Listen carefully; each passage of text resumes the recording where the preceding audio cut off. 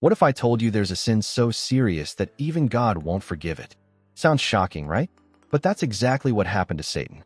While many believe that God always gives second chances, the truth is that for Lucifer and his fallen angels, there was no mercy, no redemption, only eternal condemnation. But why? What made their sin so unforgivable? The answer to this question might completely change the way you see divine justice. Because we're not just talking about an event from the past, we're talking about a spiritual principle that directly affects every human being. If even a highly exalted angel fell due to pride and rebellion, are we truly immune to the same fate? Get ready, because what you're about to discover may be unsettling. The truth about Satan's condemnation reveals a dark secret that many prefer to ignore. But after this, you'll never see the spiritual world the same way again. Lucifer, a cherub of indescribable splendor, walked among the fiery stones in God's presence. Created in perfection, adorned with wisdom and beauty, he had everything, except for one thing: to be God. And that very desire led to his downfall. Free will, a gift given even to celestial beings, became the very tool of Lucifer's condemnation. He wasn't deceived, he wasn't coerced. He made a deliberate choice to challenge God's sovereignty. Ezekiel 28 verses 12 to 15 lays it out. A perfect being who corrupted his heart with pride and an insatiable desire for self-exaltation. This rebellion didn't happen overnight.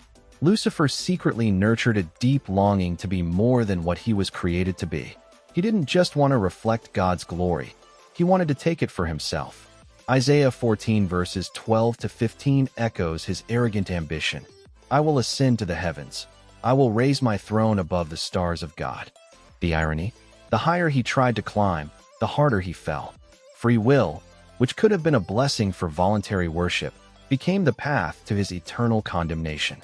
And not just for him. His choice dragged a third of the angels with him, turning them into fallen angels, accomplices in his insurrection. But here's the real question. If even the angels could rebel, what about humanity? How often does pride harden hearts, making people refuse to acknowledge God's sovereignty? How often do people choose their own way over obedience? Satan's story serves as a chilling warning.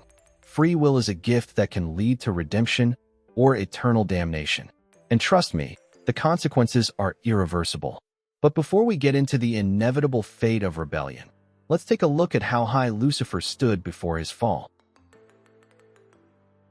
Imagine a being whose beauty shone like a rare jewel, whose brilliance reflected the glory of the Creator.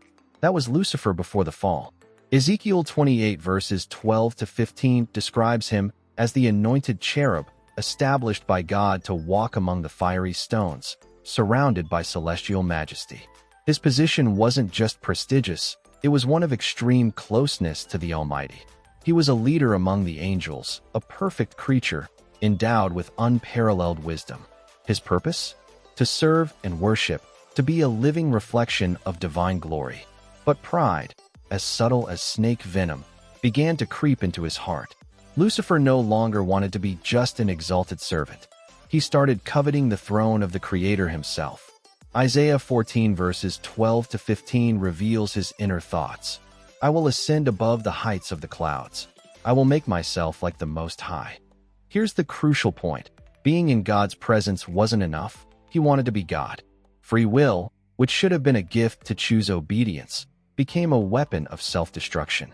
He went from bearer of light to prince of darkness, from guardian of heaven to architect of his own ruin.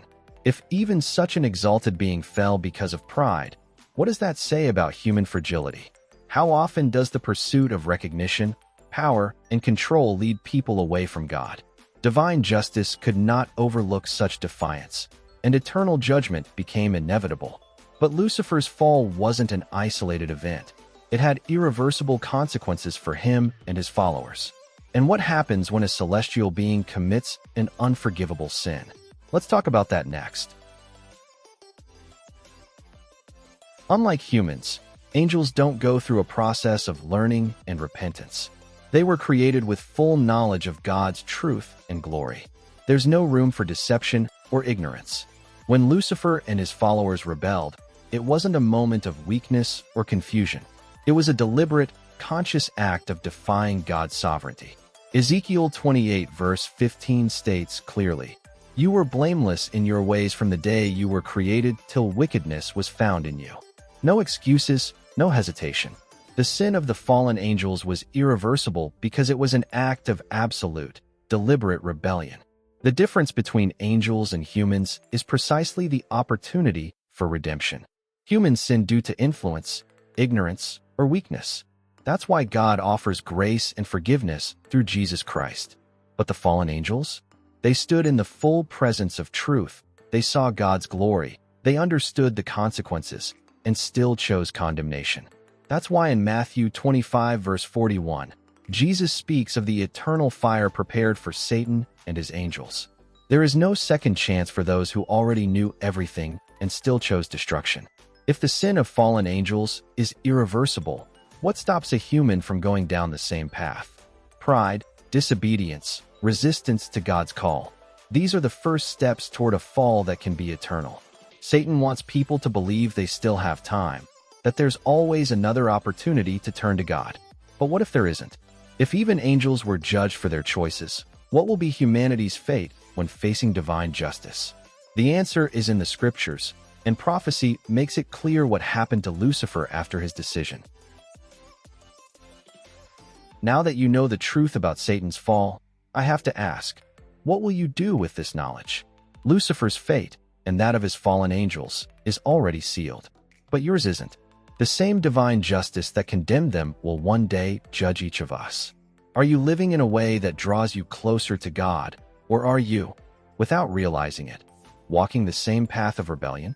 Satan's story teaches us that pride blinds, disobedience destroys, and God's justice is absolute. But unlike the fallen angels, you still have a choice. There's still time to seek redemption, to humble yourself before God, and receive His forgiveness. But for how long? How many more chances will you get? Don't wait until it's too late. If this message spoke to you, let me know in the comments what stood out the most. And of course, don't forget to subscribe to the channel and turn on notifications, because here, we keep bringing you truths that can transform your life.